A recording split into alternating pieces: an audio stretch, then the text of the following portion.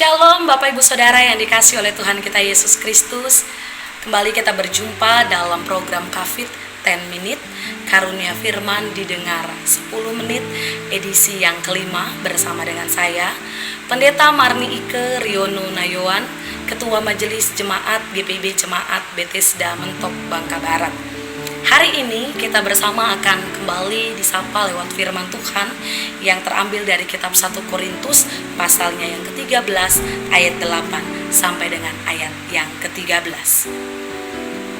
Berbicara tentang kasih, saya teringat pujian anak sekolah minggu yang pujiannya seperti ini. K-A-S-I-H, K-A-S-I-H, kasih, kasih, kasih, kasih, kasih, kasih, kasih. Kasih itu sabar, tidak marah-marah. Kasih pada sesama, terlebih kasih Yesus. Ya, pasti Bapak Ibu ingat lagu pujian tersebut, dan biasanya ini dinyanyikan bersamaan juga dengan gerakannya. Nah, berbicara tentang kasih, ternyata kasih itu memiliki arti yang beragam, arti yang luas dan dalam. Nah, itulah yang juga kita lihat bersama dalam pembacaan kita. Secara khusus dalam pembacaan kita di ayat yang keempat sampai dengan yang ketujuh, itu menguraikan arti kasih. Dikatakan bahwa kasih itu sabar, kasih itu murah hati, ia tidak cemburu, ia tidak memegahkan diri dan tidak sombong. Ia tidak melakukan yang tidak sopan dan tidak mencari keuntungan diri sendiri. Ia tidak pemarah dan tidak menyimpan kesalahan orang lain. Ia tidak bersukacita karena ketidakadilan, tetapi ia bersukacita karena kebenaran. Ia menutupi segala sesuatu, percaya segala sesuatu, mengharapkan segala sesuatu, sabar menanggung segala sesuatu.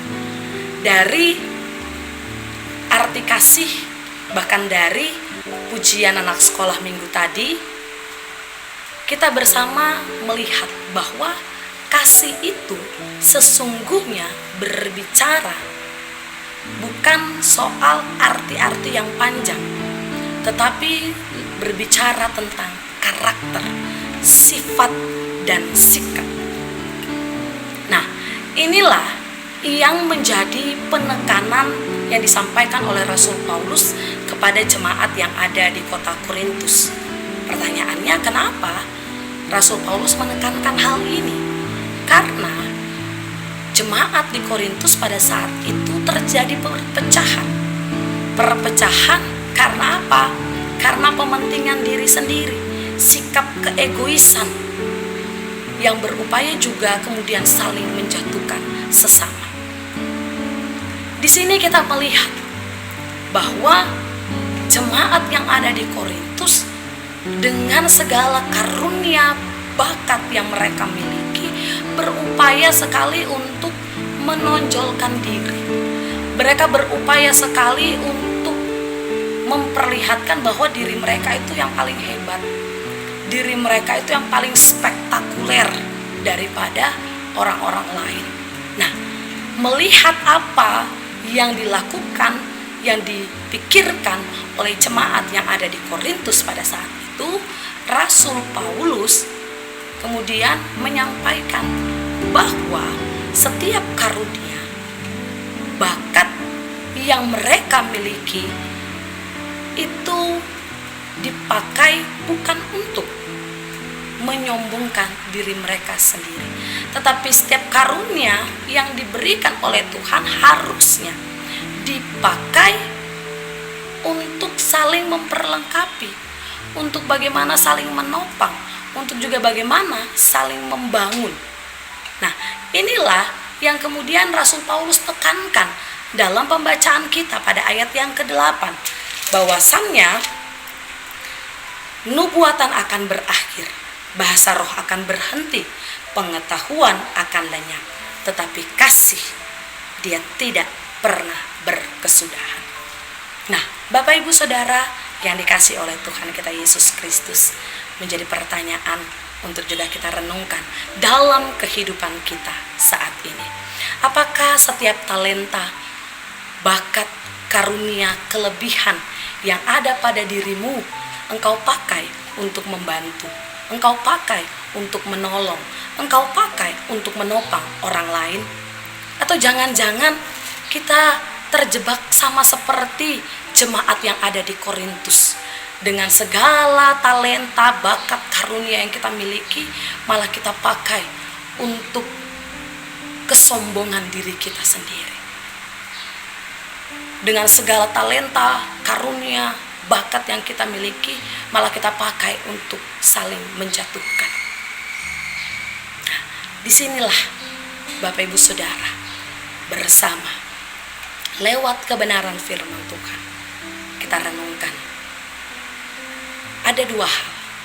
Yang pertama, bahwa karunia, talenta, kelebihan yang ada pada diri kita itu bukan hal yang utama yang patut kita banggakan, kita pamerkan, kita agung-agungkan, karena semua itu akan berakhir.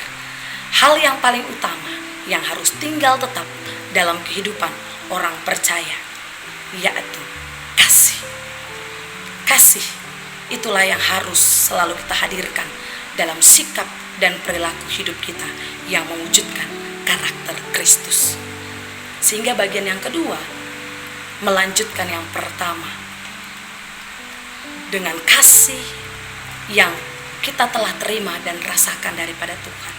Setiap karunia, talenta, kelebihan yang kita punya membuat juga kita semakin giat untuk melayani Dia, semakin giat untuk juga menghadirkan wajah Kristus yang penuh belas kasihan kepada sekeliling kita.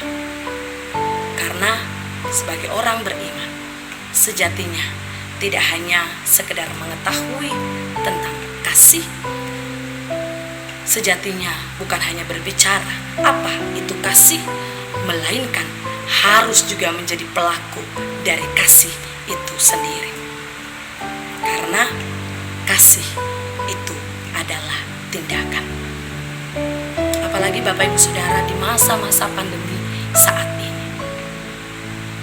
Mari kita nyatakan kasih ilahi yang telah kita terima dan rasakan dengan mau berbagi, dengan saling menolong, dengan saling menopang, dan juga saling mendoakan. Ingat Bapak Ibu Saudara, kasih itu bukan sekedar pengetahuan. Kasih itu bukan sebatas ucapan bibir. Kasih itu bukan hanya simbol sarangeo, tetapi kasih itu adalah tindakan nyata, wajah Kristus yang hadir lewat hidup dan kehidupan kita yang bersaksi.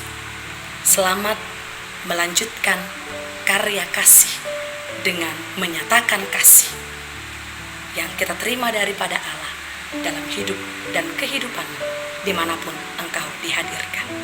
Amin.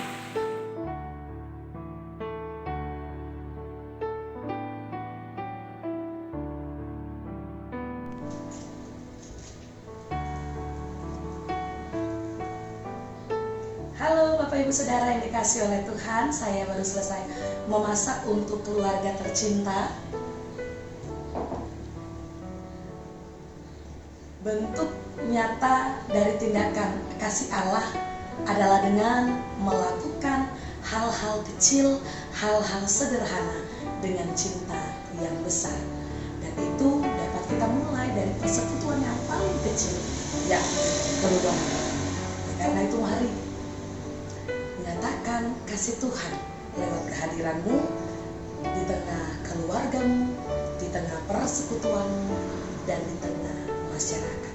Ayo, nyatakan kasih Allah. Jangan tunda.